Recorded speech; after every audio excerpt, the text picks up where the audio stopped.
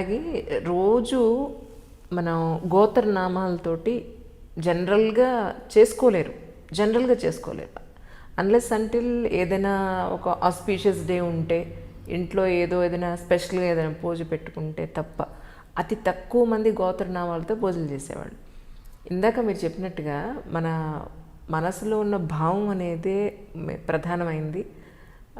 మిగతావన్నీ కూడా తాత్కాలికమైనవే, పెద్దగా ఇంపార్టెన్స్ లేనివి అని అనుకుంటే గోత్రనామాలు చెప్పుకొని దీపం పెట్టుకోవడం అనేది అంత ఇంపార్టెంట్ అండి. లేకపోతే జనరల్గా ఏం చేస్తూ ఉంటే కొంతమంది ఆచమనం కూడా చేయరు, అది వేరే సంగతి. దీపం వెలిగించి పూలు పెట్టి ఏదో పంచుతారో బెల్లం అరటిపండు పెట్టి నాయన నీకు నమస్కారం అని చెప్పని వచ్చేస్తారు.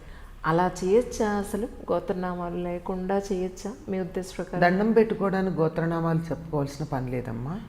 ఇంట్లో కూడా బాగా సంప్రదాయంగా మా ఇంట్లో పూజలు చేస్తామని చెప్పేవాళ్ళు ఇంట్లో కూడా ఇంట్లో మొత్తం పూజ అంతా ఒకళ్ళే చేస్తారు.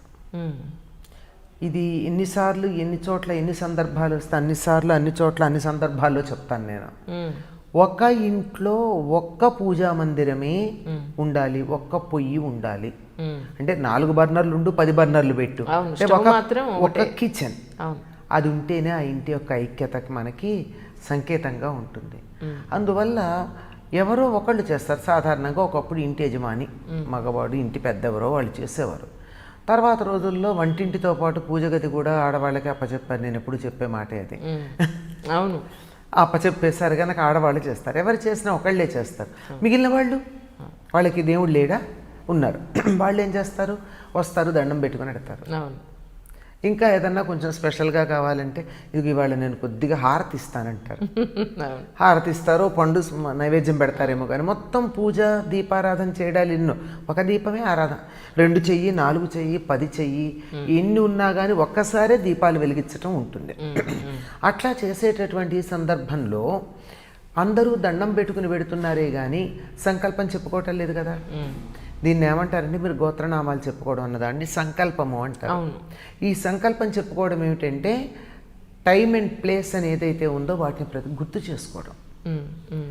ఉదాహరణకి మనకు ఉత్తరం రాస్తున్నాం, ఉత్తరం రాసేటప్పుడు పైన హైదరాబాదు ఇవాళ ఫలానా తేదీ అని వేస్తున్నామా లేదా? అయ్యాక అప్లికేషన్ ఒక ఫార్మాట్ ఉందా లేదా? ఆ ఫార్మాట్లో ఏం చెప్తున్నా, son or daughter of so and so, resident of so and so, ఇలాంటి వివరాలన్నీ ఇచ్చుకుని వెళ్తున్నామా లేదా? తీరా మనం వెళ్ళిన తర్వాత మన మొహం చూసినటువంటి ఆయనకి మనం ఎవరో తెలుసు, చూడకముందు కూడా తెలుసు కొన్నిసార్లు. అయినా సరే మనం కాగితం ఫార్మాలిటీగా పెట్టేప్పుడు ఈ వివరాలను ఎందుకు ఇస్తున్నాం అంటే ఒక పద్ధతి ఉంది. ఏ పని చేయడానికన్నా ఒక పద్ధతి ఉంది.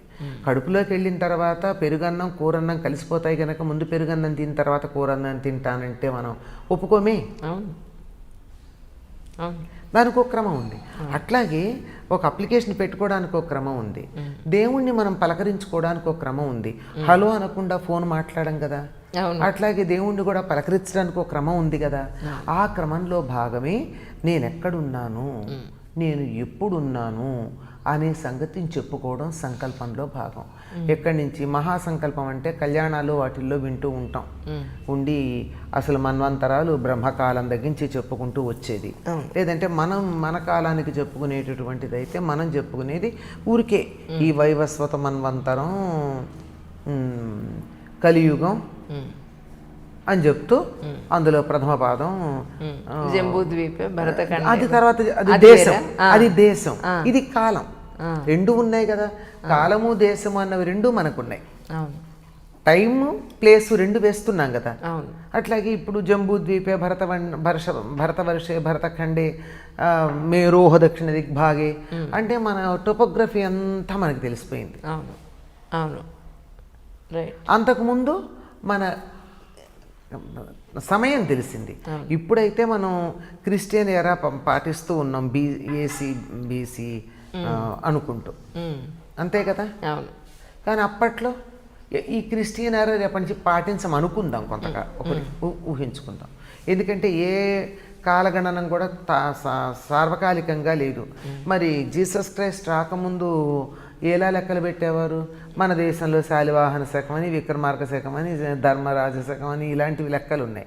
ఇట్లా ఎప్పటికప్పుడు కాలాలు లెక్క పెట్టడంలో తేడాలు వస్తున్నాయి. రేపు పొద్దున క్రీస్తు శకం పాటించకండి, ఇంకేదో పాటించడని ఎవరన్నా ఒక ఎవరి పెత్తనం ఉంటే వాళ్ళు కదా చేస్తారు. అట్లా చేస్తే అప్పుడు ఏమవుతుంది? అప్పుడు కాదు లెక్క, ఇవి మీరు ఇక్కడ చెప్పుకోండి తాత్కాలికంగా, అసలు లెక్క వేరే ఉంది.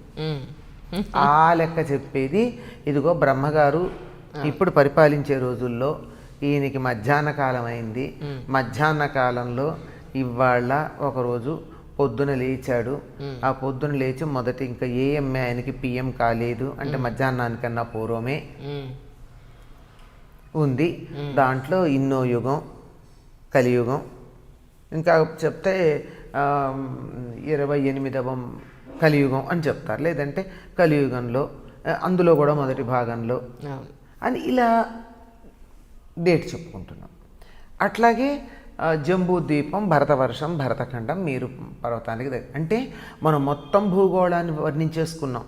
జంబూద్వీపం అంటే భూభాగం, అందులో భారతవర్షం అంటే మేరు పర్వతానికి దగ్గర ఉండేటటువంటిది, అందులో భరతఖండం అంటే మనం ఉన్నటువంటి అఖండ భారత్ అంటే ముక్కలైపోయిన 3 ముక్కలైన భారత కాకుండా ఉండేటం, బర్మాతో, ఆఫ్ఘనిస్తాన్తో, శ్రీలంకతో కలుపుకున్న భారతదేశం అంతా భరతఖండం. అందులో మేరు పర్వతానికి దక్షిణ దిక్కున, శ్రీశైల పర్వతానికి ఉత్తర దిక్కున, ఏదో కృష్ణా గోదావరి నదుల మధ్య. ఇది మారదు కదా. అవును కదా.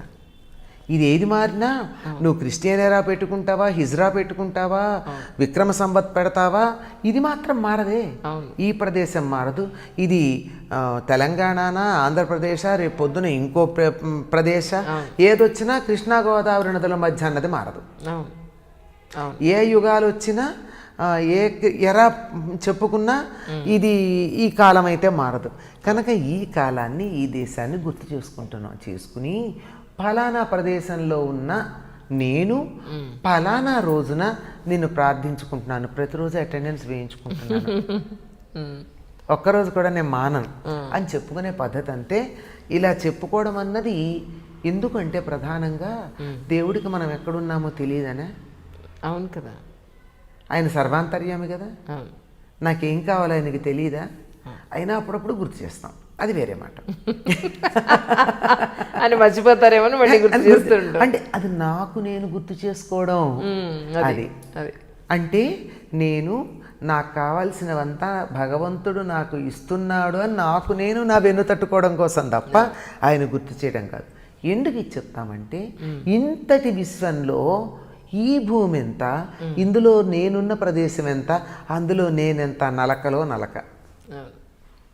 ఇంత అనంతమైనటువంటి ఈ కాలంలో నా టైం స్పాన్ ఎంత, అందులో ఈ ఒక్క రోజుకు విలువెంత, ఇది గుర్తించి మనం తగినట్టుగా ప్రవర్తిస్తామని ఏ రోజుకు ఆ రోజు దాని గురించి చెప్పుకుంటాం. ఇలా చెప్పుకోవడం అన్నది దానికోసం చెప్పినటువంటిది. ఇక మామూలుగా అంటారా, చెప్పుకోకపోయినా భగవంతుడికి తెలియదా? ఒక కేక పెడితే వింటాడే. అందుకని ఇది ఒక ట్రెడిషన్ పోకుండా చెప్పేది. తర్వాత ఈ చెప్పేటప్పుడు గోత్రం చెప్పుకుంటారు, అంచేత తన గోత్రం మర్చిపోకుండా రేపొద్దున. ఇదంతానమ్మా మన సంప్రదాయాలన్నీ కూడా నిజానికి సామాజికమైనటువంటి పరంపరని కొనసాగించడానికి ఉండేవి. కనుక నా గోత్రం నేను మర్చిపోకుండా ఉండాలి. ఇప్పుడు చాలామంది పిల్లల్ని మీ గోత్రం ఏమిటని అడగండి, చెప్తారేమో. అందుకని పూజా విధానంలో వీటన్నిటినీ చేరిస్తే దేవుడి పేరు చెప్తే భయంతోనో భక్తితోనో అన్నీ గుర్తుపెట్టుకుంటారు అని చెప్పేదమ్మా. నమస్కారం చేసుకున్నా చాలు. ఇంట్లో ఒక్కళ్ళే పూజ చేస్తారు కనుక మిగిలిన వాళ్ళు నమస్కారం చేసుకుంటే ఎటువంటి ఫలితం ఉంటుందో మిగిలిన వాళ్ళప్పుడు ఊరికే దండం పెట్టుకున్నా భగవంతుడు ఆ భక్తి చాలా ప్రధానం. హలో